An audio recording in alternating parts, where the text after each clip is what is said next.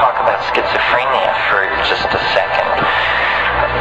The question is, schizophrenia involves basically breaking with ordinary value systems, and how does it relate to the psychedelic state, and people who have schizophrenic relatives in their family tree, how should they relate to the psychedelic experience and so forth. I mean, I'm extrapolating, but that's the basic thing.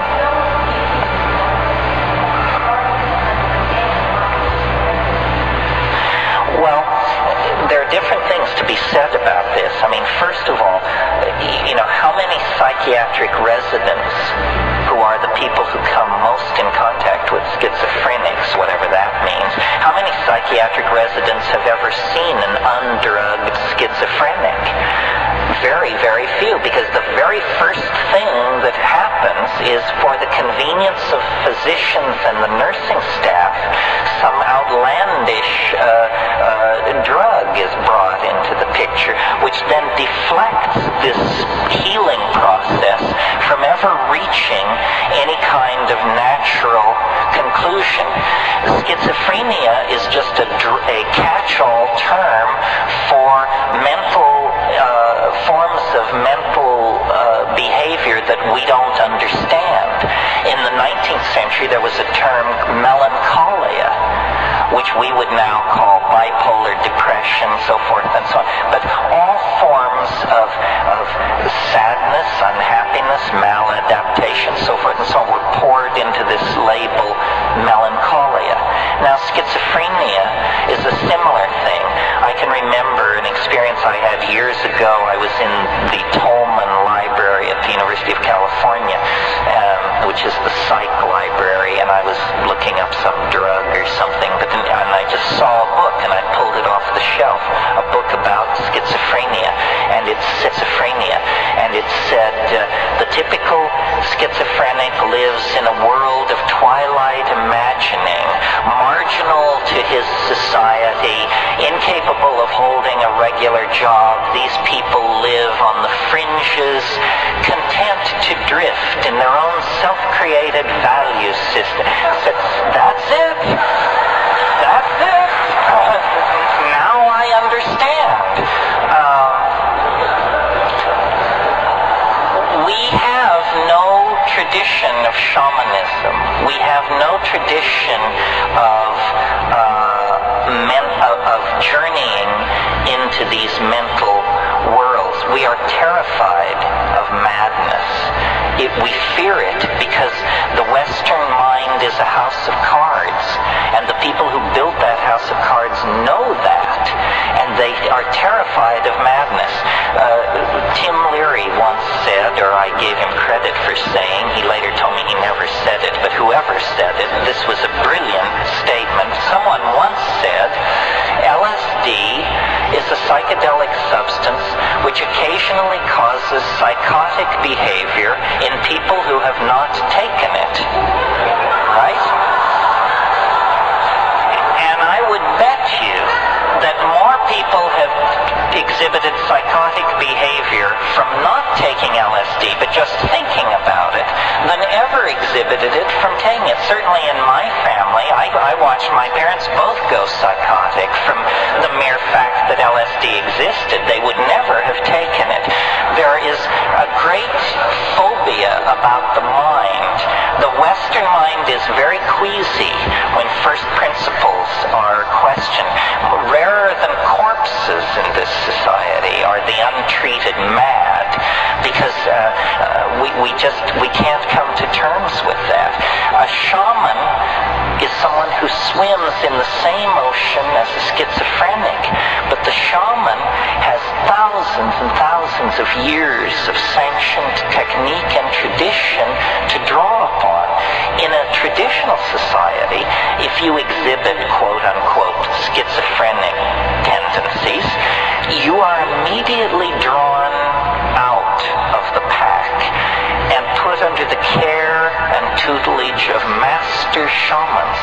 You are told you are special. Your abilities are very central to the health of our society. You will cure. You will prophesy. you will guide our society in its most fundamental decisions. Contrast this with what a person exhibiting schizophrenic activity in our society is told. They're told, you don't fit in. You are becoming a problem. You don't pull your own weight. You are not of equal worth to the rest of us. You are sick. You have to go to the hospital. You have to be locked up. You are on a par with prisoners and lost dogs in our society. So that treatment of schizophrenia makes it incurable. Imagine if you were slightly odd and the solution were to take you and lock you into a place where everyone was seriously mad. That would drive anyone mad. If you've ever been in a madhouse, you know that it's an environment calculated to make you crazy and to keep you crazy. This would never happen in an Aboriginal or traditional society. I wrote a book, this has to be the wrap-up because we're over time, but I wrote a book called The Archaic Revival. I signed it tonight for some of you. The idea there is that we have gone sick by following a path of untrammeled rationalism, male dominance, attention to the visible surface of things, practicality, bottom lineism. We have gone very, very sick. And the body politic, like any body, when it feels itself to be sick, it begins to produce antibodies or strategies for overcoming the condition of dis-ease. And the 20th century is an enormous effort at self-healing. Phenomena as diverse as surrealism, body piercing, psychedelic drug use, sexual permissiveness, jazz, experimental dance, rave culture, tattooing. The list is endless. What do all these things have in common? They represent various styles of rejection of linear values.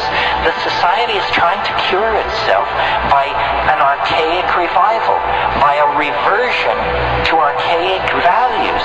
So when I see people manifesting sexual ambiguity or scarifying themselves or showing a lot of flesh or dancing to syncopated music or getting loaded or violating ordinary canons of sexual behavior, I applaud all of this because it's an impulse to return to what is felt by the body, what is authentic, what is archaic.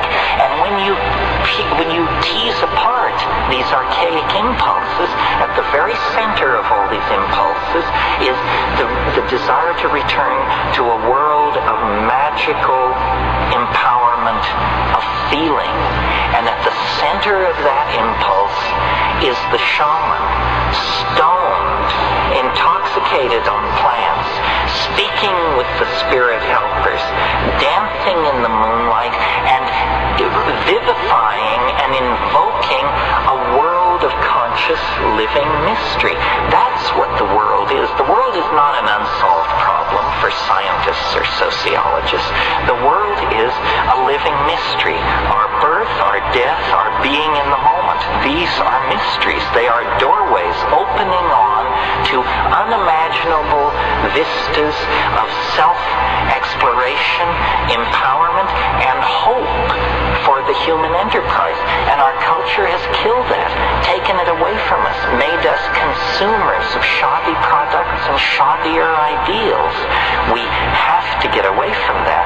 And the way to get away from it is by a return to the authentic experience of the body. And that means sexually empowering ourselves, and it means getting loaded, exploring the mind as a tool for personal and social transformation. The hour is late. The clock is ticking. We will be judged very harshly if we fumble the ball. We are the inheritors inheritors of millions and millions of years of successfully lived lives and successful adaptations to changing conditions in the natural world. Now the challenge passes to us, the living, that the yet to be born may have a place to put their feet and a sky to walk under. And that's what the psychedelic experience is about, is caring for, empowering, and building a future that honors the past, honors the planet, and honors the power of the human imagination. There is nothing as powerful, as capable of transforming itself and the planet as the human imagination. Let's not sell it straight. Let's not whore ourselves to nitwit ideologies.